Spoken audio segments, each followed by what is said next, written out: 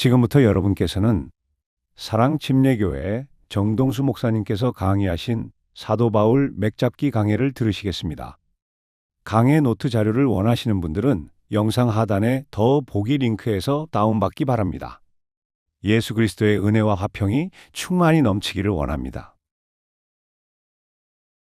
오늘 사도 바울 맥잡기 7째 시간 하도록 하겠습니다. 오늘은 제목을 바울의 멘토 바나바와 바울의 안디옥 사역 이렇게 이제 잡았습니다. 바울의 멘토 바나바와 사도 바울의 안디옥 사역 이렇게 잡았습니다. 지난 시간 이야기를 잠깐 요약을 하도록 하겠습니다. 바울이 다마스쿠스 도상으로 가다가 예수님을 만나게 됐어요. 예수님 만나고 여기 나와 있는 것처럼 다마스쿠스에 들어가서 예수님의 이름으로 담대하게 이제 선포하는 그런 일이 기록이 되어 있는데, 갈라디아 1장을 가서 보니까 여러 가지 정황상 다마스쿠스에 계속 머문 것이 아니고 한 3년 정도 시간을 따로 떼서 아라비아 사막에 들어가서 하나님과 교제하는 그런 시간을 갖지 않았는가. 많은 학자들이 이제 그렇게 생각을 하고 그렇게 이제 추론을 합니다.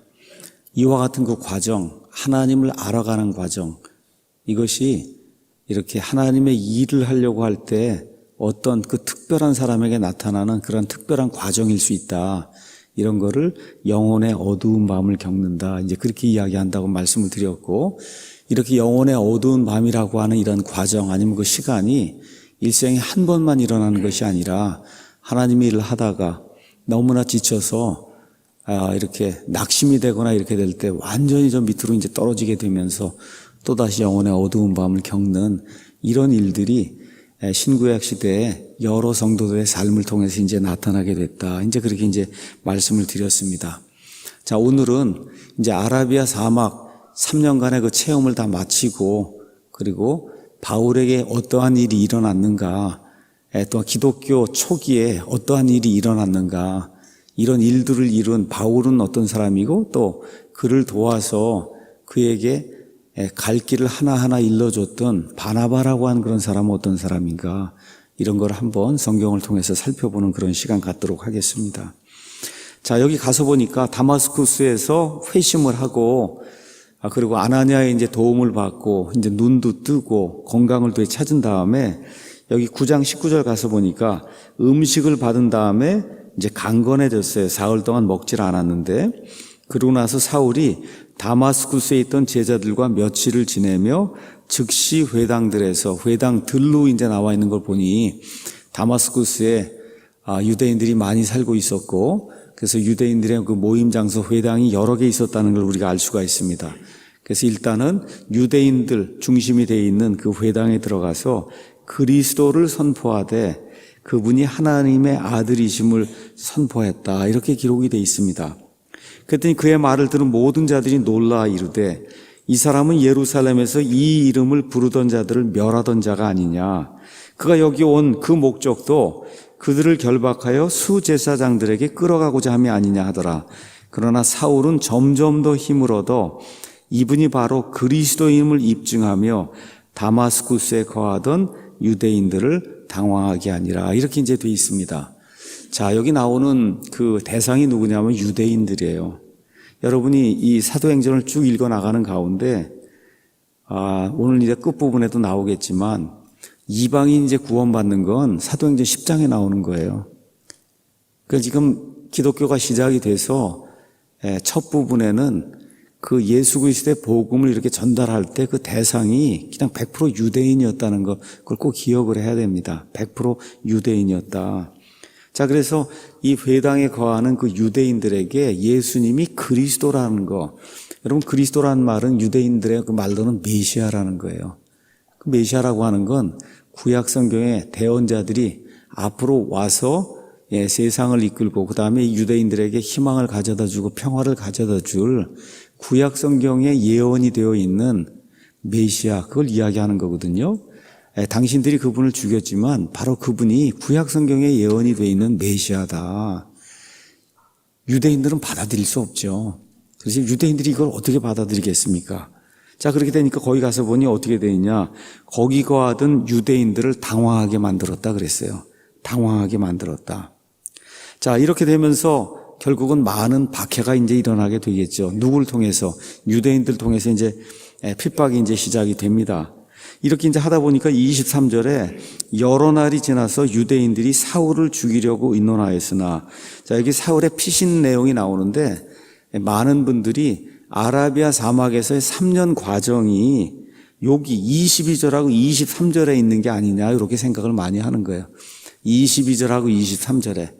그래서 이제 예수님을 선포하다가 아라비아 광야 이제 가서 3년 하고, 그리고 다시 어디로 왔냐? 자기가 처음 회심했던 장소 다마스쿠스로 온 게 아니냐? 이렇게 많은 생각을 하는 겁니다. 자, 그래서 다마스쿠스에 또 들어와서 3년 동안 없어졌다가 다시 들어와 갖고, 그래서 예수님을 또 선포하다가 결국은 유대인들이 가만두면 안 되겠다는 그런 생각이 들어서 어떤 일을 하냐? 유대인들이 사울을 죽이려고 의논을 했다. 거침이 되는 거예요. 죽여야 되겠다. 그들이 숨어 있음을 사울이 알게 되니라. 그들이 그를 죽이려고 밤낮으로 성문들을 지키므로 그때의 제자들이 밤에 그를 데려다가 바구니에 담아 성벽을 통해 달아 내려서, 이렇게 해갖고 드디어 26절에 예루살렘으로 이제 도망가는 그런 내용이 이제 그 안에 기록이 되어 있습니다. 바구니 이야기가 여기만 있는 게 아니고 고린도 후서에도 나와 있습니다. 우리 한번 잠깐 가서 고린도 후서를 보도록 하겠습니다. 고린도 후서 11장에는 사도 바울이 그난 한 25년, 30년 동안 사역을 하는 가운데 본인이 직접 겪었던 말로 할 수 없는 그와 같은 고통과 핍박, 역경, 시련, 이게 그 안에 이제 다 요약이 되어 있습니다. 그래서 저와 여러분 어려움 겪을 때 내 어려움과 사도 바울의 어려움 한번 좀 비교를 해보고 위안을 좀 얻어야 되겠다 하시면 고린도후서 11장 23절에서 28절까지 가서 보시면 내가 겪고 있는 게 정말 아무것도 아니구나, 이런 생각을 이제 하게 될 겁니다. 자, 그래서 23절에서 28절에 그동안 고생했던 내용을 쫙 이렇게 굵직굵직한 것만 거기다 이제 다 기록을 했어요. 이제 다 그거 끝난 다음에 사도 바울이 뭐라고 이야기하냐? 내가 30절에 어쩔 수 없이 자랑해야 한다면 나의 연약한 것들과 관련 있는 것들을 자랑하겠다. 이렇게 다 이야기하고는, 그리고 연약한 모습을 또 하나 이제 기록을 한 거예요.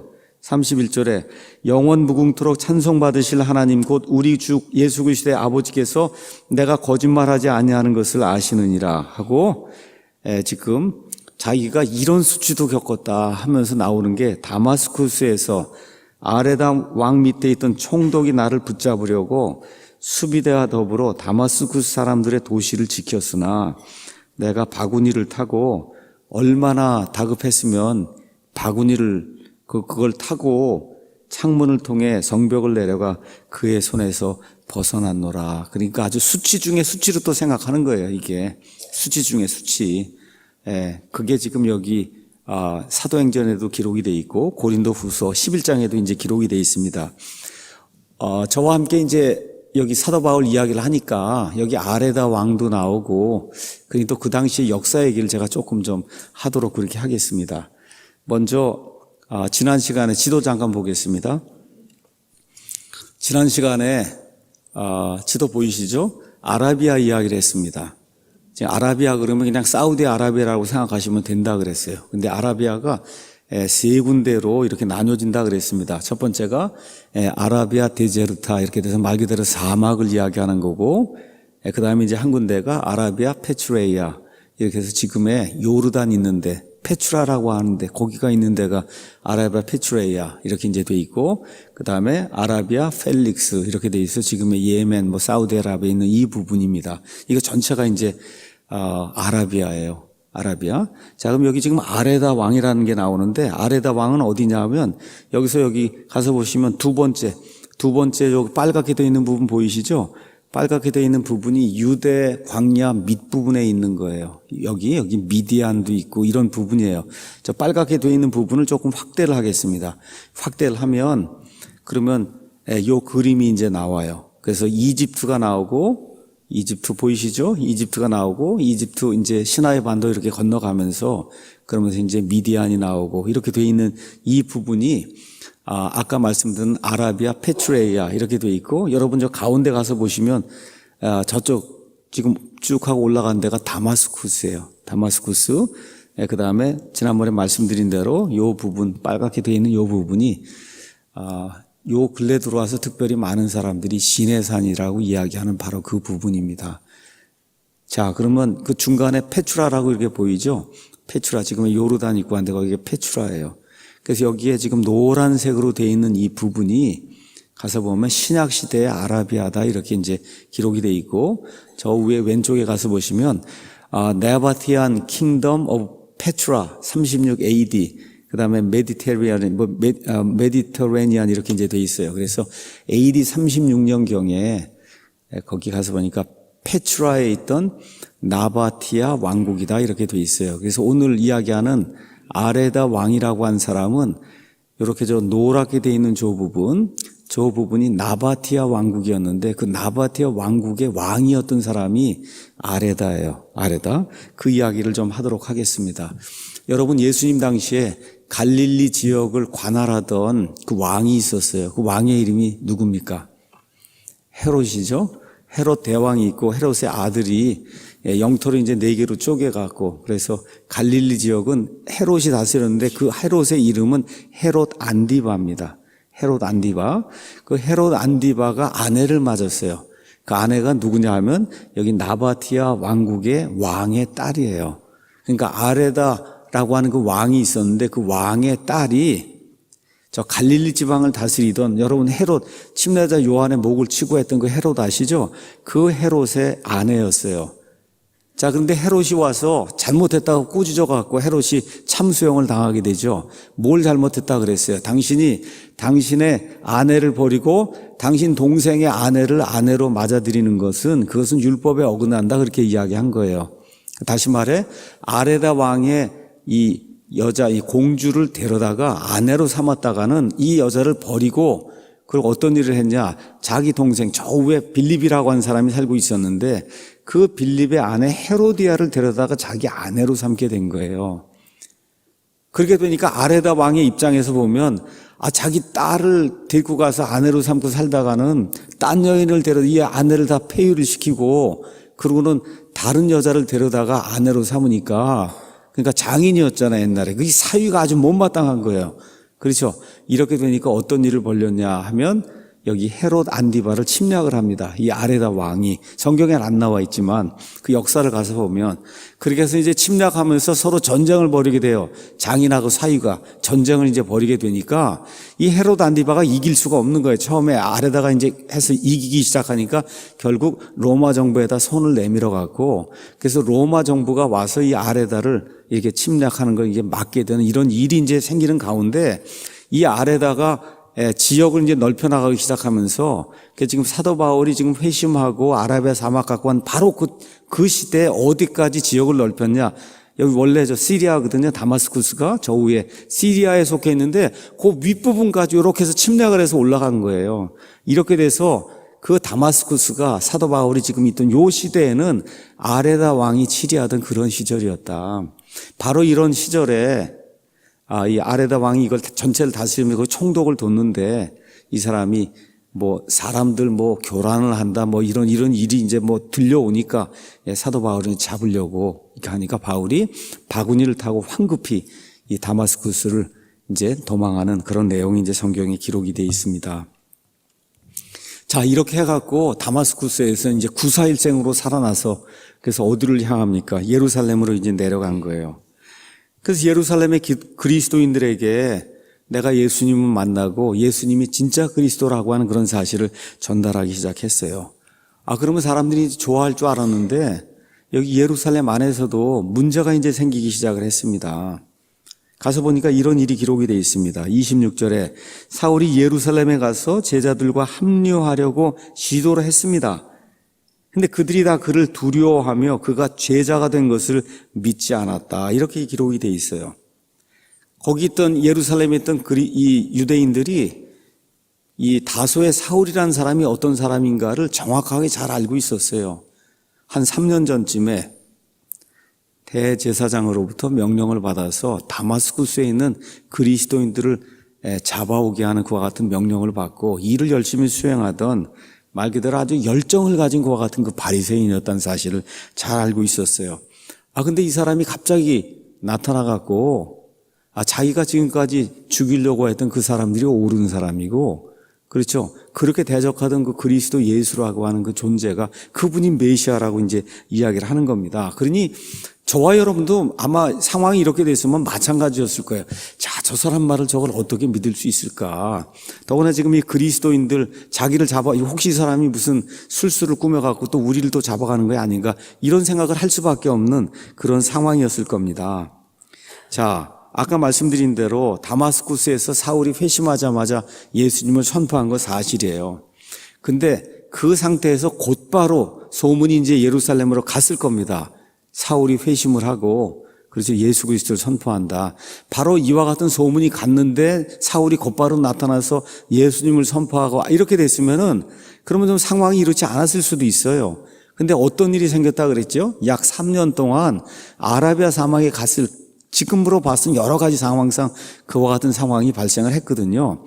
이제 이렇게 되다 보니 3년이나 지나갔고 그때 회심했다가 온 사람이 이제 나타나갖고 예수님을 선포하고 이렇게 하다 보니까 거기 있던 그리스도인들이 점점점 의구심을 갖게 이제 된 겁니까? 도대체 어디에 가 있다가 뭘 하다가 이제 나타났는가? 왜 예수님을 선포하다가 갑자기 사라졌는가? 등등 여러 가지 소문이 이제 떠돌았을 겁니다. 3년 동안 안 보이다가 갑자기 나타났는데 그동안 무슨 일이 일어났는지 혹시 믿음을 버린 것은 아닌지 등등 여러 가지 악한 일들이 이제 생겨서 바울이 예루살렘에 있는 제자들하고 같이 지낼 수가 없는 그와 같은 악한 상황이 이제 발생하게 된 거죠. 자, 이렇게 될 때 바울의 삶에서 아니면 기독교의 역사에서 어쩌면 가장 중요한 그런 일이 이제 생기게 되는 거죠. 누가 등장을 해요? 바나바가 등장을 하는 거예요. 바나바라고 한 사람이 등장을 해서 그를 데리고 먼저 사도들에게 예루살렘의 사도들에게 가서 사울이 길에서 다마스쿠스 도상에서 주님을 만났다.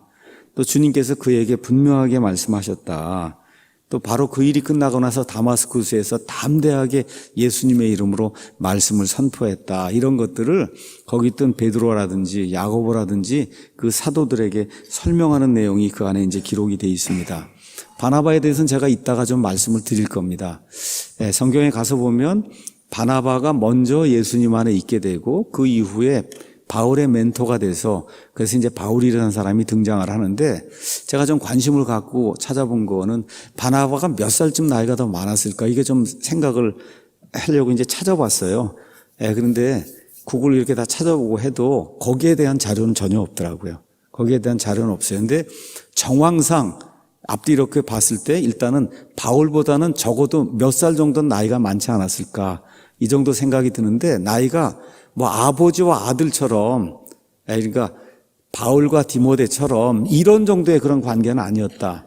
나중에 다툼이 일어나고 이런 걸 이렇게 가서 봤을 땐 나이가 많아야 서너 살 정도 이 정도 많지 않았을까. 거의 동년배 사람이 아니었을까. 이렇게 이제 생각이 듭니다. 근데 어쨌든 여기 바나바라고 한 사람이 이제 등장을 해서 말 그대로 기독교가 앞으로 펼쳐나갈 그와 같은 일을 할 수 있는 그런 사람을 이렇게 세우는 모습이 이제 그 안에 기록이 되어 있습니다. 자, 그래서 여기 가서 보니 어떤 일이 또 생기냐. 이렇게 해서 그건 넘어가려고 했는데 이번에 다마스쿠스에서 일어났던 일이 또 예루살렘에서 일어나는 거예요. 어떤 일이 생겼냐. 28절에 그가 제자들과 함께 있으면서 예루살렘에서 드나들며 주 예수님의 이름으로 담대히 말하고 그리스말 하는 사람들 논박하니라. 그러나 그들이 그를 죽이려 하매 형제들이 그것을 알고 그를 가이사랴로 데리고 내려가서 다소로 보냈다. 이렇게 기록이 되어 있습니다. 그러니까 사울이 나타나면 죽이려고 한 사람들이 도시마다 이제 나타나기 시작을 한 거예요. 참 이게 종교라는 게 이렇게 무서운 거예요. 반대가 된다거나 자기들이 믿지 않는 거 이렇게 하게 되면 사람을 죽이는 일이 발생합니다. 이게 종교의 특징이에요. 우리 기독교는 그렇게 하지 않습니다. 근데 유대교라든지 천주교라든지 중세 이런 데 가서 보면 사람을 죽여요. 여러분이 이제 신약 성경 읽다 보면 사도행전에 그리스 말 하는 사람들이라는 이야기가 나옵니다. 영어로 그리시안즈라고 하는 단어가 나요. 영어로 그리시안즈라고 하는 단어. 그릭이라고 하는 말을 쓰면 그냥 그리스 사람 아니면 그리스 말 이렇게 이야기가 되는 거고 그리시안즈라고 하는 단어가 나오면 그리스 말 하는 사람들 우리가 그렇게 이제 번역을 했는데 지금식으로 또 달리 이렇게 이야기하면 헬레니스트들 그렇게 이야기할 수 있어요. 여러분 그 당시의 문화를 우리가 헬레니즘 문화라고 이야기하죠. 그리스 문화를. 그 헬레니즘 문화에 많이 노출이 돼 있어서 그래서 그리스 말만 주로 사용하는 사람이다 이런 뜻이에요. 그리스 말만 주로 사용하는 사람. 그러면 그 그리스 말만 주로 사용하는데 여기 그리시안즈라고 해서 나와 있는 사람들은 거의가 다 기독교를 박해하는 사람들이에요. 그래서 앞뒤 문맥으로 보면 여기 이 사도행전에 나오는 그리스말 하는 사람들은 둘 중 안에 하나입니다. 예, 하나는 말 그대로 이 그리스 사람들인데 그러니까 그리스말밖에 못해요. 유대교로 개종한 사람들이 있어요. 이런 사람일 가능성이 있고 다른 하나는 유대인은 유대인인데 여기 팔레스타인 땅에서 태어난 유대인이 아니고 저 밖에 어디 외부에서 태어나서 어려서부터 모든 거를 그리스말로 해서 습관적으로 그리스말을 사용하기 때문에 그래서 유대말도 알아들을 수 있고 뭐 할 수 있어도 말하는 게 어느 게 편한 사람이에요. 그리스말이 훨씬 편한 사람. 그러니까 어찌됐든 유대교에 속한 사람이고 그래서 그 사람이 유대교 개종자든 아니면 팔레스타인 밖에서 태어난 그런 유대인이든 이렇게 돼서 주로 그리스 헬레니즘 문화 여기에 많이 접해있던 그와 같은 그 유대인들 이렇게 이제 보시면 되겠어요. 그래서 결국 그를 죽이려고 하니까 형제들이 모여서 의논을 하고 아무래도 지금 사울이 살아남기 위해서는 그의 고향 다소로 보낸 수밖에 없다. 거기 외에는 그를 지켜줄 수 있는 이와 같은 도시가 없다. 이렇게 생각하고 다소로 보냅니다. 자, 이렇게 돼서 바울이 또 한 번의 영혼의 어두운 밤을 지나는 거예요. 여러분 우리 생각에는 저렇게 훌륭한 사람이 재능도 많고 정말 예수님이 직접 나타나시기도 하고 이렇게 해서 뭘 하라 그러고 이 미션도 주고 다 그랬으면 막 그냥 사람들이 와갖고 같이 일하자 그러고 막 이렇게 할 것 같은데 일단 한번 어디 아라비아 사막 지금 3년 다녀왔고 예루살렘으로 또 올라가면 예수님을 만났다 그러고 뭐 이렇게 되면 뭐가 될 줄 알았는데 오히려 이제 핍박이 이제 시작이 된 거예요. 이렇게 되면서 다시 다소로 내려가면서 이 사람에게 또 한 번의 영혼의 어두운 밤이 찾아온 거예요. 말 그대로 무명 중에 무명인이 된 겁니다. 바울은 아버지가 돈이 많고 이렇게 해서 유학까지 보내서 유명한 사람을 만들려고 그런 거예요. 또 유명한 사람이 되긴 됐어요. 이렇게 하다 보니까 다마스쿠스까지 가서 열정을 보이며 이런 일을 했는데 예수님 만나고 나서 그냥 완전히 사람이 좀 밑으로 쭈그러들더니 드디어 이제 다시 고향으로 내려갔는데 여러분 한번 고향에서 그의 생활이 어떠했을까 한번 생각해 보세요. 가서 예수님을 선포하려고 하는데 이게 뭐 생각해 보세요. 예수님 말씀이 뭐라 그랬어요? 어떤 대언자도 자기 고향에서는 인정을 못 받는다 그랬잖아요. 그러니 가서 예수님 말씀 전해도 일가친척 누구 듣겠어요? 하나도 안 듣겠죠. 돈 보내갖고 내 유학 보냈더니 말이야 너 지금 와서 이 예수라고 한 사람을 전달하냐고 이렇게 뭐 있고 여러 가지가 많지 않았겠습니까? 그렇죠? 예. 이렇게 하다 보니까 바울이 다소에서 굉장히 어려운 그런 아마 생활을 하지 않았을까. 그럼에도 불구하고 모든 거 다 버려두고, 그렇죠. 모든 명예 이런 거 다 버려두고 그 많은 어려움 속에서 분명히 예수 그리스도를 선포하는 그런 일을 다소에서 했을 것이다. 근데 그가 무엇을 했는지에 대해서는 성경이 아무 이야기도 하지 않습니다. 다소라고 하는 건 어디냐 하면 이렇게 말씀드린 대로 한 12살까지 사도 바울이 살던데요. 어린 시절 친구들이 있던데요. 가족들이 있던데요. 또 다소는 말씀드린 대로 커다란 도서관이 있고 많은 사람, 유명한 그런 철학자들이 있던데요. 아마 거기에서 가서 홀로 믿음의 싸움을 싸우고 그리고 변론도 하고 아마 하는 그런 일들도 아마 했을 겁니다. 그럼에도 불구하고 신약성경에 한마디도 나오지 않습니다. 다소에서 무슨 일을 했다는 것이. 아마 무엇을 이야기하느냐, 말 그대로 무명인으로 정말 아무것도 아닌 이런 사람으로 묻혀 지내는 그와 같은 일이 그 안에서 이제 생겼을 거예요.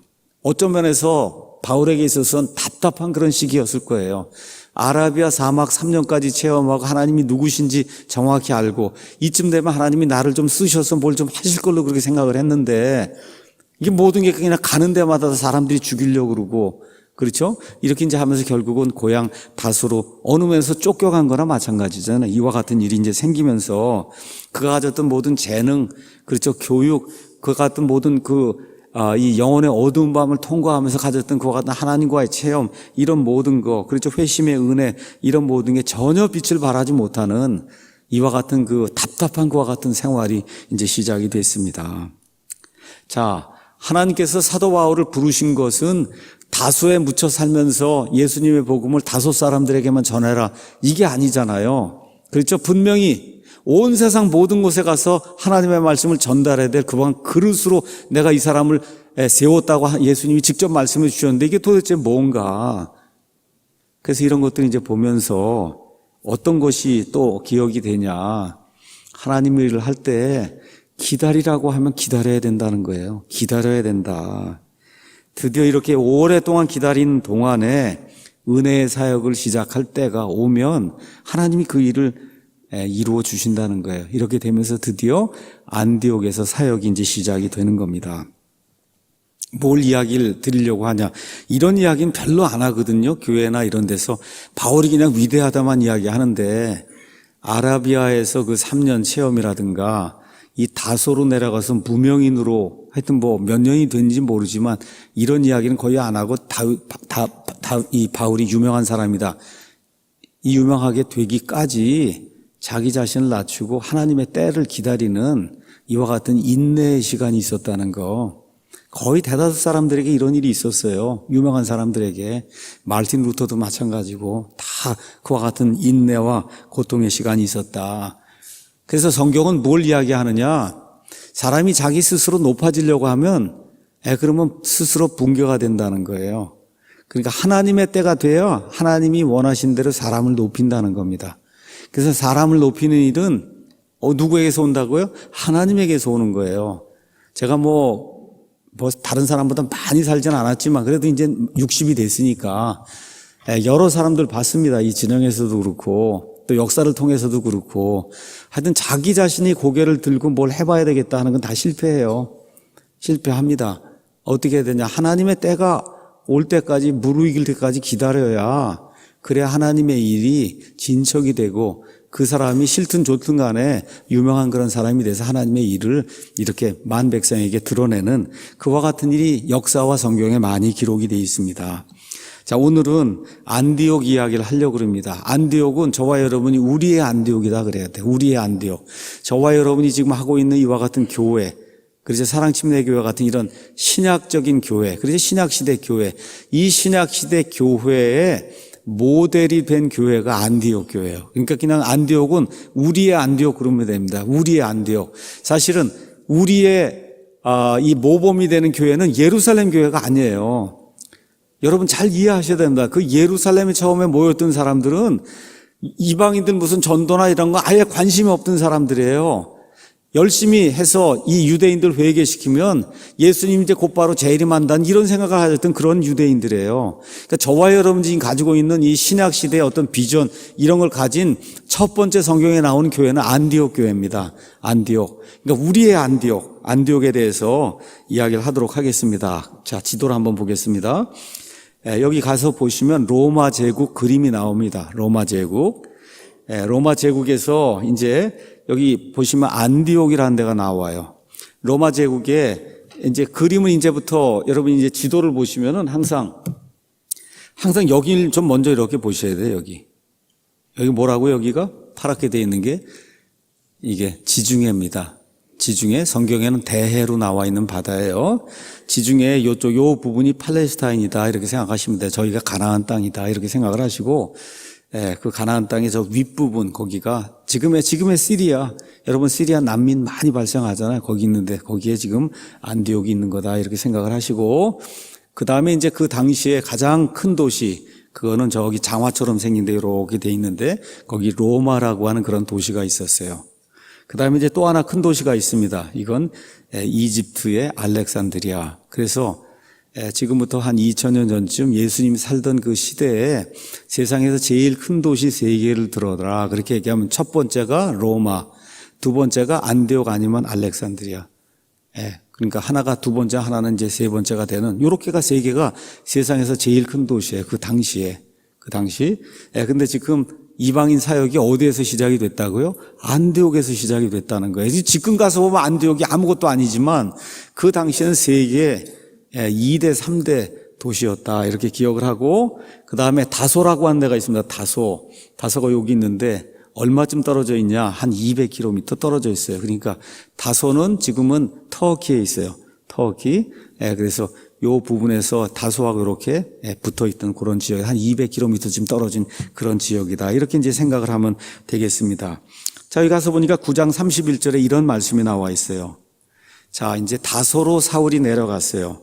그때 온 유대와 갈릴리와 사마리아에서 교회들이 두루 안식을 얻어 든든히 세워지고 주를 두려워하는 가운데 성령님의 위로 안에서 걸으며 크게 늘어났다. 이렇게 이제 시작이 됐습니다. 기록이 되어 있습니다. 자, 사도행전 1장 8절에 너희가 성령을 받으면, 그렇죠? 성령님이 오시면 우리가 성령님을 받고, 그리고 너희가 예루살렘과 유대와 사마리아와 땅끝까지 이르러 나를 위한 증인이 된다 그랬는데 지금 어디까지 이루어졌다는 거예요? 예루살렘, 유대, 사마리아까지 이루어졌다는 거예요. 어디? 사도행전 9장에 가니까. 사도행전 9장에 가니 드디어 3군데까지 이루어진 거예요. 이제 드디어. 이제 뭐만 남았어요? 땅끝까지 가는 그 일만 이제 남은 거예요. 그래서 땅끝까지 간다고 하는 얘기는 뭐냐? 이방인들에게 복음이 이제 전파돼야 된다는 거죠. 그렇죠? 이제 이렇게 돼서 여기 32절부터 43절에는 여기 이제 요빠 지역에 가서 이제 복음을 선포하는 내용이 있고, 드디어 이제 10장, 11장이 이방인 가운데 처음 구원받는 일이 그 안에 기록이 되어 있는 겁니다. 그래서 뭘 이루려고요? 사도행전 1장 8절 말씀을 이루려고 땅끝까지 이르러 나를 위한 증인이 된다 하는 그 일이 드디어 사도행전 10장에서 이제 시작이 된 거예요. 그래서 10장, 11장이 이방인 가운데 처음으로 구원받는 고넬료에 대한 일이 이제 기록이 된 겁니다. 그럼 그때까지 대충 얼마쯤 걸렸느냐? 약 10년쯤 걸린 거라고 이렇게 보는 거예요. 약 10년. 그러니까 예수님 승천하고 나서 여기 사도행전 10장까지 오는 동안 교회가 예루살렘, 그 다음에 유대, 그 다음에 사마리아 여기까지 확산이 되면서 여전히 다 틀이 어디예요? 유대인 아니면 유대인하고 이방인하고 반쯤 합쳐진 이런 지역에까지 이제 선포가 되는 동안 10년이 걸린 거예요. 약 10년 동안. 자, 이런 가운데 이거 넘어가면은 이제 10장은 뭐 고넬료 이야기니까 넘어가고 11장으로 이제 가보겠습니다. 자, 이제 11장 19절 가서 보면 고넬료 사건이 끝나고 나서 이제 스데반으로 인하여 일어난 핍박으로 말미암아 널리 흩어진 자들이 멀리 베니게와 키프로스와 안디오까지 여행하며 오직 유대인들에게만 말씀을 선포했다. 근데 그들 중에 몇 사람은 키프로스와 구레네 사람들이었는데 그들이 안디옥에 이르러 그리스말 하는 사람들에게 말하여 주 예수님을 선포했다. 이렇게 이제 기록이 되어 있습니다. 그렇죠? 예. 자, 그렇게 되면서 뭐라고 되어 있냐 하면 주의 손이 그들과 함께함으로 많은 수의 사람들이 믿고 주께로 돌아왔다. 이런 내용이 그 안에 이제 기록이 되어 있습니다. 자, 드디어 복음이 어디에까지 갔어요? 안디옥에까지 간 거예요. 세계 2대 도시, 그러니까 되는 안디옥에까지 이제 복음이 드디어 이제 들어가게 된 겁니다. 근데 복음이 거기 들어갔는데 한두 사람이 믿은 게 아니라 많은 사람이 주의 손이 그들과 함께 함으로 많은 수의 사람들이 믿고 주님께 돌아오는 일이 도시가 워낙 컸으니까 또 가서 말씀을 선포했더니 하나님이 함께 하셔서 많은 수의 사람들이 드디어 돌아오니까 아까 사도행전 1장 8장에 읽는 것처럼 예루살렘과 유대와 사마리아와 땅끝까지 갈 수 있는 그런 이제 기반이 안디옥에서 이제 처음으로 마련이 되기 시작을 한 겁니다. 자, 이렇게 돼서 많은 사람들이 믿는데 여전히 그 믿는 사람들이 다수가 누구였겠어요? 유대인들이죠. 여기 나오는 그리스말 하는 사람들도 아마 대다수가 이 유대인으로서 주로 헬레니즘 문화에 젖어 있는 그런 사람들이든지 아니면 거기 있던 사람들 가운데 유대교로 개종했던 사람들이 이런 그 그리스말 중심으로 하는 그러한 그 유대인들 이런 사람들에게 말씀이 이제 전달이 되기 시작한 거예요. 자, 그러니까 이런 소식이 어디까지 전달됐어요? 예루살렘에 전달이 된 겁니다. 그래서 22절에 그때 이 일들에 관한 소식이 예루살렘에 있던 교회의 귀에 들어가매 그들이 예루살렘에 있던 사도들이 그 사도들은 절대 못 떠나요. 왜 못 떠난다 그랬어요? 그 성전으로 예수님 지금 오신다고 좀 그러고 있기 때문에 이 사람들은 못 떠납니다. 그러니까 거기 사람들이 의논을 하고 이렇게 많은 사람들이 지금 예수님께로 돌아온다고 하니 우리는 갈 수 없고 그러니까 누구를 대신 보내야 되겠잖아요. 그래서 회의를 하고 누구를 보내기로 했냐? 그들이 바나바를 보내며 그가 멀리 어디까지 가게 해요? 안디옥까지 가게 했다 하는 내용이 이제 그 안에 기록이 된 거예요. 말 그대로 이제 수확할 밭이 그냥 막 늘어나기 시작하는 거예요. 그러니까 누군가 일꾼을 보내서 이거 수확할 수 있도록 그렇게 이제 만들어야 되는 겁니다. 자, 그래서 이제 25절에 그때 바나바가 사울을 찾으러 다소로 떠나서 그를 만남에 안디옥으로 그를 데려오니라. 그들이 만 1년 동안 그 교회와 함께 모이며 많은 사람들을 가르쳤는데 제자들이 안디옥에서 처음으로 그리스도인이라 불리니라. 자, 드디어 바나바가 안디옥에 갔어요. 근데 밭이 너무 넓은 거예요. 말 그대로 밭이 너무 넓은 거예요. 그러니까 이 바나바 생각에 나는 안 되겠구나, 나 혼자는 안 되겠구나 이런 생각이 든 거예요. 여러분, 이것도 목회하는 사람이나 아니면 사역하는 사람이 잘 판단해야 될 그런 몫입니다. 그저 뭐 내가 다 할 수 있구나 이게 아니고 이거 딱 가서 보니까 밭이 너무 넓은 거예요. 내 역량을 벗어난 거예요. 이걸 깨닫게 된 거예요. 그러니까 어떻게 해요? 이거 내 힘으로 안 되겠구나 하고 드디어 누가 생각이 난 거예요. 이 일을 감당할 수 있는 사람은 다소에 있는 사울 외에는 안 되겠구나. 여러분 알고 있었잖아요. 바나바도 다 예루살렘에 있었고 문제가 발생해서 거기 사람들 회의하고 그럴 때 그 바나바도 같이 있었을 거 아니에요. 이렇게 해서 어디로 보내기로 했어요? 다소로 보냈잖아요. 그 지금 무명인으로 지내고 있는데 이번에 가서 딱 안디옥에 가서 보니까 밭이 너무 넓고 거기 가서 보니까 단순하게 그냥 뭐 유대인들이 어떤 걸 갖고 되지 않는 거 세계 2대 도시예요. 그래서 다 그리스 말을 사용해요. 그러니까 예수님에 대한 거, 유대인들에 대한 거, 그 다음에 그리스 문화에 대한 모든 거, 그렇죠. 말도 잘하고, 토론도 잘하고, 뭐 이렇게 다 해서 이걸 해서 여기 안디옥 교회를 세워야 될 사람을 생각해 보니 본인은 안 되겠다는 걸 느낀 거예요. 본인은 그런 학식이나 이런 재능이 없다는 걸 느낀 거예요. 그러니까 누구를 데려오기로 했냐? 누구를요? 다소에 있는 사울을. 그런데 재밌는 게 있어요. 여러분 아까 여기 안디옥에서 다소까지는 200, 250km 정도 이 거리가 돼 있잖아요. 사람을 보낸 게 아니에요. 뭐라 그러세요? 본인이 직접 갔어요.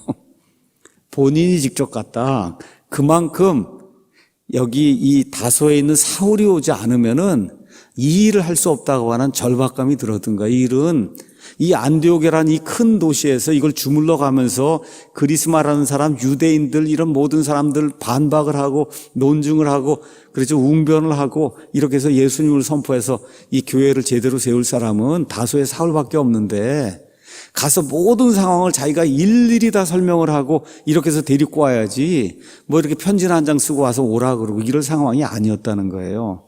이렇게 돼서 바나바가 사울을 찾으러 다소로 떠나갔고 그래서 그를 만나갖고 설득해서 안디옥으로 데려오고 그리고서 이 두 사람이 1년 동안 안디옥에서 열심히 복음을 선포하는 가운데 거기 있던 그 예수님을 믿던 사람들 그 사람들이 그리스도인이라고 불리는 일이 안디옥에서 발생했다는 겁니다. 그러니까 저와 여러분 지금 뭐 우리 다 그리스도인이라고 그러잖아요. 그렇죠? 그 그리스도인이라고 불리는 일이 복음이 선포가 되기 시작해서 한 10년쯤 지났을 때 예수님 승천하자마자 예수님 믿는 사람을 사람들이 그리스도인이라 부른 게 아니고 한 10년쯤 지났을 때 사람들이 그리스도인이라고 하는 그와 같은 호칭을 이들에게 붙여주기 시작한 거다. 자, 그러면 처음 10년 동안에 무슨 일이 일어났는가? 그리고 왜 안디옥에서 그리스도인이라는 이와 같은 호칭이 붙여지게 됐는가? 이런 모든 것들을 한번 좀 살펴보는 그런 시간을 갖도록 하겠습니다. 먼저 저와 여러분이 깨달아야 될 게 있어요. 여러분, 초기 기독교가 파급이 빨리 됐어요? 아니면 우리 생각보다 훨씬 늦게 됐어요? 늦게 된 거예요. 우리 생각에 하나님이 함께 하시고 뭐 그러면 그냥 막 산불처럼 퍼져나가고 사람들에게 금방 도착했겠구나. 아닙니다. 안디옥까지 여기까지 가는 동안 10년이 걸린 거예요. 그러니까 예루살렘과 유대와 사마리아와 땅끝. 근데 땅끝은 아직 가지도 못했죠. 땅끝 가려고 하는 그 일을 시작하는 데까지 10년 걸린 거예요. 이제 안디옥에서 땅끝으로 가는 일이 이제 시작이 되는 거니까 땅끝으로 가려고 하는 그 부분까지 10년이 걸린 거다. 다시 말해 예루살렘이라고 하는 본거지를 떠나서 안디옥이라고 하는 본거지, 세상 끝까지 갈 수 있는 그런 사명을 감당할 수 있는 그 본거지, 그 안디옥까지 가는 동안 10년이 걸렸던, 적어도 한 10년 정도 시간이 걸린 거다. 자, 그런데 안디옥까지 가면서 누가 다 날랐냐? 유대인들이 날른 거예요. 이걸 날랐는데 가면서도 초점은 뭐예요? 유대인들 가운데서 그리스 말 하는 사람, 그렇죠? 회당, 그렇죠? 이방인 중심이 아닙니다. 이방인은 지금 10장에 가서나 겨우 첫사람 구원받는 일이 생기니까 그 전까지 관심은 유대인, 그렇죠? 어디 가서 말씀 선포하면 회당. 그렇죠? 이방인들 중심이 아니었어요. 그 다음에 중심이 거의 어디였냐? 어디를 벗어나지 못했냐? 이 팔레스타인 땅을 벗어나지 못했어요. 그래서 어디까지 간 거예요? 예루살렘, 유대, 사마리아. 그렇죠? 거기까지 한 10년 동안 왔다 갔다 하면서 말씀이 그 안에 머물러 있었던 거예요. 자, 근데 이제 11장에 베드로의 이제 고넬료 회심 사건이 10장에 생기고 나서 여러분 한번 11장에 가서 보니까 10장에서 이제 고넬료가 회심합니다. 고넬료가 회심했더니 11장에 가서 내용이 뭐네요?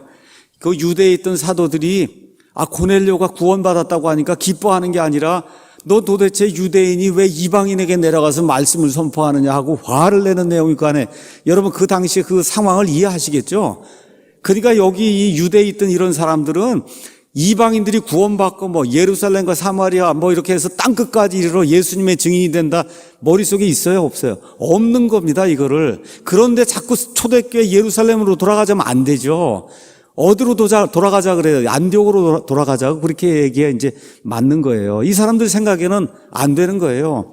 그러니까 베드로가 잘못했다 뭐 이렇게 얘기하면서 쭉 얘기하는 거예요. 내용이 내가 가고 싶어 간 게 아니라 하나님이 꿈도 보여주고 그렇게 이렇게 해갖고 내가 거기 가서 그래서 말씀을 전했더니 뭐라 그래요? 사도행전 2장에 한 10년 전쯤에 오순절날 성령 강림했던 것처럼 그 이방인들에게도 성령님이 내리시더라. 그러니 내가 어떻게 할 수 있겠냐. 말 그대로 변명 같은 변명을 하기 시작한 거예요. 여기 11장에.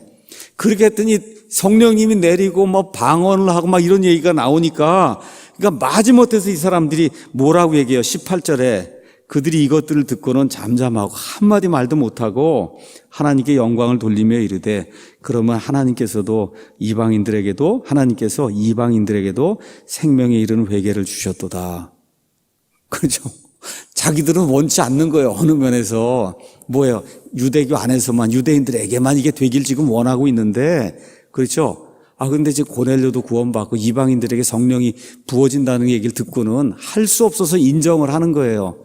그러면 하나님이 이제 이방인들에게도 생명에 이르는 회개를 이제 정해주셨나 보구나. 이제 드디어 깨닫는 일이 생기게 됐다는 겁니다. 그렇죠? 이렇게 되면서 이제 안디옥 사역이 이제 시작이 된 거예요. 자, 이제 안디옥 사역을 잠깐 보겠습니다. 자, 복음이 아주 권능 있게 선포되고 큰 성공을 이루게 됐어요. 그래서 마치 오순절 성령 강림한 날, 그날 예루살렘에 큰 부흥이 일어났던 것처럼 이 안디옥 교회 안에 큰 부흥이 일어났다고 성경이 우리에게 이야기하고 있습니다. 자, 11장 19절 한번 가서 보겠어요. 핍박 때문에 스데반으로 인하여 일어난 핍박으로 말미암아 널리 흩어진 자들 다 누굽니까? 유대인들입니다. 멀리 베니게와 키프로스와 안디옥까지 여행하며 아주 거기 명시가 돼 있죠. 오직 누구에게만 말씀을 전해요? 유대인들에게만 말씀을 전했다니까요. 유대인들에게만. 이걸 저와 여러분 기억하셔야 됩니다. 이게 성경의 역사고 있는 그대로 읽으면 이렇게 돼 있는 거예요. 자, 그런데 거기 중에 그들 중에 몇 사람은 키프로스와 구레네 사람들이다. 한번 가서 지도 보겠습니다. 자, 여기 로마 시대에 가서 다시 키프로스는 저 지중해에 지금도 우리 키프로스라고 얘기하잖아요. 그렇죠? 키프로스 우리 옛날 성경엔 구브로라고 돼 있어요. 구부러졌다 그런 뜻인 것 같아요. 제가 정확하게 모르겠는데 원래 지금 말은 키프로스 여러분 아시죠? 키프로스 분쟁 생기고 하는데 터키하고 그리스하고 이렇게 생기는 키프로스. 저희가 키프로스고 그다음에 또 어디가 있냐? 구레네는 여기 아프리카의 북부에 있는 거예요. 아프리카의 북부. 여기 살던 그런 사람들이 안디옥까지 가서 그리스마라는 사람들에게 예수님을 선포했다. 이렇게 되면서 많은 변화가 생긴 게 그 안에 이제 기록이 돼 있는 거예요. 그러니까 이제 드디어 10년이 지나면서 이 예루살렘 교회에 있는 사람들이 입장 변화를 이제 우리가 해야 되겠구나. 이렇게 생각할 수밖에 없는 일이 생기기 시작한 거예요. 다시 말씀드려 드디어 복음이 가나안 땅을 벗어나게 된 겁니다. 여러분 그 전까지는 여기 예루살렘 그다음에 유대 사마리아에서요 팔레스타인 땅 안에만 지금 머무는 걸로 생각을 했는데 지금 복음이 어디까지 가요? 저기 안디옥까지 이제 나가게 된 거예요.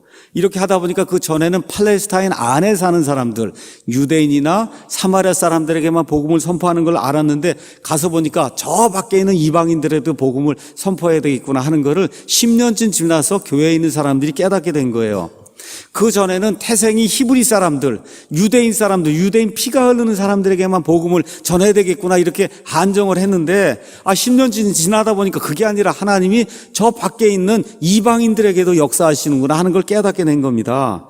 이렇게 되면서 복음이 조그만 도시에서 자리를 잡은 게 아니라 그 당시 세계 제2대 도시라고 할 수 있는 안디옥이라고 하는 이 도시에 복음이 자리를 잡게 된 거예요.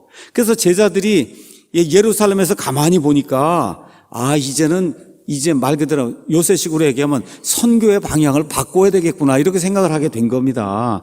그 전까지는 이 팔레스타인 안에서 뭐 유대인들 뭐 사마리아 요렇게 이제 하랬는데 그게 아니라 하나님이 원하시는 게 유대인 그렇죠. 가나안 이거를 벗어나야 된다고 하나님이 원하시는구나 하는 거를 이제 드디어 깨닫기 시작을 한 거예요. 다시 말해 모든 대륙의 모든 사람에게 가야 된다. 그래서 땅 끝까지 가야 된다 하는 게 그게 이제 선교 전략인데 그 선교 전략이 바뀌는 일이 10년 정도 시간이 걸려서 안디옥에 많은 사람들이 믿기 시작하는 일이 발생하면서 그 일이 시작이 된 거예요. 바로 이때 뭐가 시작이 된 거냐? 기독교의 본질이 정립이 된 거예요. 기독교의 본질은 뭐냐? 유대교에서 시작이 됐지만 유대교 안에만 머무르는 것이 아니라 유대교 세상 밖으로 온 세상으로 나가는 그와 같은 일이 이제 정립이 된 겁니다. 바로 이런 시점에 누가 등장을 해요? 그리스도인이 등장을 하는 거예요. 그리스도인이라고 하는 말이 바로 이런 시점에 그러니까 유대인 제자들과 모든 사람들이 이거 유대인만으로 한정이 되는 것이 아니구나 하는 걸 정확하게 깨닫는 그 순간에 사람들이 저 사람들을 가리켜서 그리스도인이라고 불러주는 그런 일이 이제 생기게 된 겁니다. 근데 그 일이 어디서 시작이 됐다고요? 안디옥에서 시작이 된 거예요. 안디옥 11장 26절에 나와 있는 것처럼 다시 말해 기독교의 선교 본질이 정립이 된 이후에 이 사람들을 그리스도인이라고 부르는 그와 같은 일이 이제 생겼다는 겁니다. 자, 그럼 그리스도인이 뭐 하는 사람인가? 자, 무엇하는 사람인가 말씀드리겠어요. 여기 있는 것 중심으로 해서 온 세상 모든 사람들에게 예수 그리스도를 선포한 사람이 그리스도인입니다. 맞습니까, 여러분? 온 세상 그러는 가운데 지금 그리스도인이라는 호칭이 생긴 거니까. 그러니까 그리스도인의 본질이 뭐냐? 온 세상 모든 사람에게 복음을 선포하는 사람이다. 자, 그러면 누가 이 사람들을 그리스도인들이라고 불렀을까? 첫 번째, 아닌 사람 먼저 말씀드릴게요. 유대인들이 그러진 않았을 겁니다. 유대인들이. 왜 그러냐? 사도행전 24장 5절 가서 보면 유대인들은 이 예수님 믿는 사람들을 나사렛 종파라고 불렀어요. 나사렛 종파. 종파라고 하는 거 종파라고 했지만 영어로 섹트로 돼 있어요. 지금식으로 얘기하면 이단 파당이라는 거예요. 나사렛 주의자들의 이단 파당이다 이렇게 부른 거예요. 이 유대인들이. 자, 왜 이렇게 불렀느냐? 예수님 믿는 사람들 그 제자들 가서 보니까 거의 다 갈릴리 출신이에요. 근데 갈릴리에 예수님이 나사렛에서 자랐다고 그래요. 이렇게 되니까 나사렛 사람들이라고 이렇게 불렀을 때는 예수님에게 이제 나다나엘이 와서 소개하고 하는 가운데 나다나엘이 그렇게 얘기하죠. 요한복음 1장 46절에 나사렛에서 무슨 선한 것이 나올 수 있느냐. 그러니까 유대인들이 저 사람 나사렛 사람이야. 그 나사렛 종파야. 이렇게 얘기하는 거는 말 그대로 무시하는 거예요. 조롱하는 거예요. 그러니까 거기 나사렛에서 무슨 선한 게 나올 수 있느냐. 그런 사람들 따르는 사람들이 이런 얘기에 조롱하는 그런 명칭이었어요. 그래서 유대인들은 예수 그리스도의 제자라고 그들 부를 수가 없었어요. 또 왜 그러냐? 예수 그리스도라고 얘기하면 그리스도가 메시아인데 그리스도라고 얘기하면 자기들이 기다리는 건 메시아가 되는 거니까 안 된단 말이에요. 그렇죠? 이렇기 때문에 경멸하는 그러한 명칭을 가지고 나사렛 사람들이다 이렇게 이제 불렀습니다. 유대인들은. 자, 그러면 그리스도인들은 스스로를 자기 자신들이 그리스도인이라고 부르지도 않았다는 거예요. 여기 사도행전 전체를 가서 보면 그리스도인끼리 서로 이야기할 때 어떻게 불렀냐? 형제, 그렇죠? 제자, 믿는 사람, 아니면 성도, 이게 거의 다수입니다. 여러분, 저와 여러분 그리스도인이라고 그러잖아요. 여기 신약성경, 구약성경에 물론 안 나올 테고 신약성경에 그리스도인이라는 말이 도대체 몇 번 나올 것 같아요? 한번 추측해 보세요. 이렇게 우리가 그리스도인 그러는데 엄청 많이 나올 것 같죠? 몇 번 나옵니까? 3번밖에 안 나와요. 얼마 안 나오는 말이에요. 3번밖에 안 나와요. 여기 11장 26절에 한번 나오고 26장 28절에 거기 가서 보면 경멸하는 거란 그 어조로 아그리빠가 내가 나를 설득해서 거의 그리스도인이 되게 한다. 이 수치와 모멸의 대상인 그리스도인을 나를 만들려고 그러는 이런 의미로 이야기하는 데가 한 번 나오고, 그 다음에 베드로전서 4장 16절에 너희가 그리스도인으로 고난을 당하면, 그러니까 그리스도인이 되면 고난당하고 경멸당하고 모멸의 대상이 되는 게 그게 그리스도인이에요. 이렇게 보면 이런 모든 걸 종합해 보면 유대인들이 부른 것도 아니고 그리스도인들이 자기들끼리 그렇게 부른 것도 아니고, 종합적으로 보면 믿지 않는 저 밖에 있는 사람들이 이 사람들을 그리스도인이라고 불러준 거예요. 불러준 거다. 아마 이방인들이 그렇게 불렀을 거다. 왜 그러냐? 처음에는 여러분 역사를 가서 보면 그리스도인들에게 파급이 돼서 나갈 때 많은 이방인들이 저 사람들 유대인들의 무슨 파 중에 하나로 생각을 한 겁니다. 유대인들이 여러 파가 있을 거 아니에요. 그 파 중에 하나가 이 그리스도인이다 이렇게 생각을 했어요. 근데 가만히 가서 살펴보니까 본래 그 유대인들하고 하는 게 다릅니다. 이 사람들이 하는 내용이 달라요. 자, 이렇게 되면서 어떤 일이 생겼냐? 이 사람들 얘기를 들어보니까 유대인들하고 달리 맨날 누굴 얘기해요? 예수 그리스도를 얘기하는 거예요. 그리스도를 얘기하는 거야. 이 사람들의 대화의 중심은 그리스도고, 이 사람들끼리 서로 편지를 보내가면 거기 그리스도가 계속해서 나오다 보니까, 그래서 저 사람들은 그리스도라고 한 사람을 섬기는 그런 사람이구나. 그러니까 이 사람들의 믿음의 중심은 그리스도구나. 이렇게 돼서 크리스티아누스, 이 그리스도인이라는 이런 같은 별칭을 불러준 것이 아닌가. 이렇게 이제 생각이 드는 거예요. 그래서 이 사람들이 뭘 자꾸 주장하냐? 그리스도인끼리 모이는 데 가서 얘기를 들어보면 예수 그리스도라고 한 분이 십자가에서 죽고 묻히고 그 다음에 부활했다. 맨날 그 얘기가 핵심인 거예요. 이 사람들의 삶에. 그렇죠? 근데 로마 사람들, 이교도들이 이렇게 봤을 때 십자가에서 죽어? 여러분 이거 좋은 거예요? 나쁜 거예요? 엄청 나쁜 거잖아요. 그러니까 이 사람들이 그리스도인 이렇게 얘기했을 때는 십자가에서 죽은 그리스도 얘기하는 거 보니까 이 사람들 나쁜 사람들이구나. 그래서 경멸과 조롱의 대상으로 또 역시 부른 거예요. 저 사람들 자꾸 그리스도만 얘기하는 말 그대로 그리스도인이야 이렇게 불러준 거예요. 근데 그리스도가 십자가에서 죽었대. 그 십자가에서 죽으면 여러분 그 당시로 제일 나쁜 사람이 십자가에서 죽는 거 아니에요. 그러니까 저 사람들 나쁜 사람이야. 이런 방식으로 불러준 그런 호칭이 그리스도인이 아닌가 이렇게 이제 사람들이 이제 생각을 합니다. 또 그 당시 역사가의 증언에 따르면 이 안디옥 사람들이 어떤 사람들 그 그룹이나 이런 거를 이렇게 별명을 붙여서 이렇게 부르기를 좋아했다고 하는 그와 같은 기록이 남아 있다 그럽니다. 자, 그래서 그리스도인이라는 호칭, 우리는 뭐만 받는 거냐? 그리스도를 중심으로 하는 사람들이다. 이것만 받는 거예요. 그래서 어떤 사람이냐? 모든 시대의 모든 곳에서 구원자 예수 그리스도만 따르는 사람. 그래서 그리스도 예수님 안에서 하나가 된 사람. 그래서 그 이후에 온 세상 어디 가든지 남녀노소 빈부기초 인종 피부 색깔 이런 거 상관없이 예수님만 믿으면 다 뭐예요? 그리스도인이 된 거예요. 이와 같은 호칭이 안디옥에서 시작이 된 겁니다. 자, 그래서 하나님의 섭리, 이 바울과 안디옥 조금만 더 보겠습니다. 그래서 안디옥은 아까 말씀드린 것처럼 이 세상에서 가장 큰 도시 중에 하나였습니다. 그림을 한번 다시 보겠습니다. 이 로마 제국의 몇 개 도시를 여러분 이제 그림을 보면서 첫 번째가 로마, 제일 큰 도시입니다. 두 번째 안디옥, 그 다음에 세 번째 알렉산드리아 지금 이집트에 있는 겁니다. 자, 그 다음에 어떤 도시가 또 컸냐? 가서 보시면 에베소라고 하는 도시가 있어요. 에베소, 지금의 터키에 있는 거예요. 그 당시에 굉장히 큰 도시였어요. 지금은 아주 폐허가 돼서 아무것도 안 남아 있어요. 에베소가 컸어요. 또 어디가 컸냐 하면 고린도라고 하는 도시가 컸어요. 그 다음에 고린도 옆에 있는 아테네라고 하는 그런 도시가 컸어요. 이런 도시가 그 당시에 6대 도시입니다. 세계 6대 도시. 그 다음에 이쪽에 가면 빌립보라고 하는 그런 도시가 식민지로서 컸어요. 이렇게 따지면 한 7개 정도 중요한 그런 도시가 있었는데 그 중에 세계 2대 도시가 되는 이 안디옥에 가서 그리스도인이라는 그런 호칭을 받으면서 이 신약 시대에 온 세상 모든 곳으로 퍼져나가는 그런 일이 이제 시작이 됐다는 겁니다. 안디옥은 오론테스 강이 이제 흘러가는 이와 같은 강이 있는데요. 근데 여러분 여기 안디옥 가서 이제 한번 보세요. 안디옥 가서 보시면 동쪽 서쪽에 이 무역로에 딱 이게 놓여 있잖아요. 그러니까 로마를 가려도 안디옥을 통과해야 되고 또 로마에서 저쪽 중국 쪽으로 가려도 안디옥을 통과해야 되고 그러니까 로마를 택하면 저쪽 끝에 있기 때문에 그러다 보니까 한쪽으로 치우쳐 있단 말이에요. 그래서 저 밑에 알렉산드리아를 택하면 저건 또 남쪽으로 치우쳐 있단 말이에요.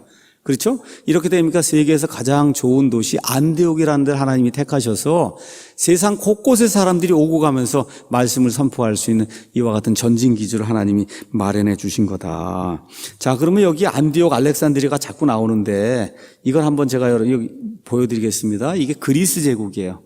그리스, 로마 제국 전에 그리스 제국. 이 그리스 제국 해갖고 저 인도까지 영토를 확장한 사람이 누굽니까? 알렉산더 대제 아시죠? 근데 알렉산더 대제가 젊은 나이에 요절했어요. 죽었어요. 이렇게 돼서 그 왕국이 넷으로 분할이 되는데 그 넷 가운데 여기 여러분이 회색으로 보이는 거 있죠? 이 부분이 북왕국이에요. 그 북왕국의 수도가 시리아입니다. 시리아. 그 시리아의 대표적인 도시가 안디옥이에요. 아시겠죠? 그리스가 분할이 됐어요. 4개로. 4개 중에 나머지 2개는 별거 없고 북쪽하고 남쪽만 남게 됐어요. 이 북쪽에 커다란 저 회색으로 되어 있는 거, 저기에 수도가 어디 안디옥이고, 저 밑에 보면 남쪽에 여기 가서 보시면 분홍색으로 된 데 있죠? 여기 있는 데가 클레오파트라가 나왔던 이 프톨레미오스 이 왕조가 되는 여기도 그리스 제국입니다. 그러니까 사람은 이집트 사람들인데 왕족으로서 모든 걸 다스리는 건 그리스 사람들이 다스린 이와 같은 때가 있었어요. 이렇게 돼서 로마 원래 컸고, 그 다음에 여기 안디옥, 그 다음에 여기 이 알렉산드리아 이 3개가 전 세계 가장 큰 그런 도시들이었다. 이렇게 이제 이야기를 이제 드릴 수가 있습니다. 자, 이런 가운데 누가 안디옥을 데리고 왔다고요? 바나바 얘기만 하고 마치겠습니다. 바나바의 안디옥 초청이 없었으면 바울의 모든 재능 교육은 절대 빛을 발하지 못할 겁니다. 그래서 여기서 우리가 이 하나님의 섭리를 발견하는데 바나바는 어디 사람이냐? 사도행전 4장에 가서 보니까 아까 키프로스 섬 아시죠? 키프로스 섬에 살던 유대인이에요. 그의 아버지가 다 유대인입니다. 이렇게 돼서 이 예루살렘으로 와서 예수님의 이제 제자가 됐어요. 원래 이름은 요세라고 돼 있어요. 자, 그래서 사도행전 4장 잠깐 보겠습니다. 4장 36절에 가서 보시면 여러분 이 사람들이 예수님의 재림을 기다리면서 모든 재산을 공유하던 거 기억나시죠? 그래서 그 당시에 바나바도 땅을 다 팔아갖고 다 갖다 기증했던 그런 사람이에요. 자, 이렇게 해서 36절에 그들이 키프로스 지방 출신의 요세라 하는 레위 사람에게 바나바라는 이름을 주었는데 원래 이름은 요세고 사람들이 나중에 바나바라는 이름을 준 거예요. 왜 이름을 바나바라고 했냐? 그것을 번역하면 위로의 아들이다. 그러니까 바나바는 가는 데마다 사람을 위로하는 사람이었다는 거예요. 이게 기존 성경에는 뭐로 되어 있어요? 권위자 이렇게 되어 있어요. 권위자 이렇게 되어 있으니까 권위를 부리는 사람인가 보다 이렇게 생각을 하는 거예요. 그게 아니라 권명과 위로의 아들, 그 자자가 놈자 가지고 아들자예요. 이게 중국말에서 오다 보니까 이름을 권위자로 하다 보니까 야, 바나바는 권위를 엄청 부리는 사람이었는가 보다 이렇게 생각하는데 그게 아니고 위로의 아들이란 말이에요. 위로의 아들. 그래서 가는 데마다 위로를 준 거예요. 그래서 사도행전 11장 가서 보니까 바나바에 대해서 이렇게 기록을 했습니다. 11장 23절 24절에 그가 이르러 바나바가 가서 하나님의 은혜를 보고 즐거워했어요. 하나님의 은혜가 넘치는 걸 보고 즐거워할 줄 아는 사람이에요. 24절에 그는 선한 사람이에요. 굿 펄슨이에요. 마음이 좋아요. 굿 펄슨. 성령님과 믿음이 충만한 사람이다. 이런 사람이 등장을 해서 딱 판단해보고 이건 내가 할 수 있는 일이 아니다. 그리고 누굴 데려와요? 사울을 데려오는 그런 일이 있었기 때문에 그래서 지금 사울과 바나바가 같이 일을 하면서 안디옥에서 세상 곳곳을 향해서 말씀을 전할 수 있는 그와 같은 전진기지가 마련이 됐다는 겁니다. 정리합니다. 하나님의 섭리로 일이 이루어진다는 거. 그렇죠? 그 일을 위해서 하나님의 사람이 있는데 그 하나님의 사람이 기다려야 될 때가 있다는 거. 기다려야 된다. 시간이 많이 걸려요. 하나님의 일을 하는데 저와 여러분이 신약 교회를 세우려고 그래요. 그걸 보이려고 그래요. 그렇죠? 킹제임스 성경을 정착을 시키려고 노력을 해요. 여러분 하루아침에 됩니까? 안 됩니까? 이거 보니까 안 되는 거예요. 우리도 올바른 거 하려고 하면 시간이 걸립니다. 기다려야 될 때가 있어요. 그렇죠? 다만 어떻게 해요? 최선을 다하면서 하나님이 함께 하시기만을 기도하고 하면서 우리가 최선을 다해 사람들에게 호감을 받아가면서 그러면서 기다려야 될 때가 있다. 시간이 걸립니다. 어쩌면 우리에게도 이 우리가 바나바와 같은 역할을 하며 사울과 같은 사람이 우리에게 나타날 수 있도록 어쩌면 기다려야 된다. 그와 같은 일이 필요하다는 거 기억을 하시면서 드디어 복음이 10년쯤 지나서 안디옥에 도착해서 세상 끝까지 나가는 그와 같은 일이 드디어 생기기 시작했다. 오늘 여기까지 말씀드리겠습니다.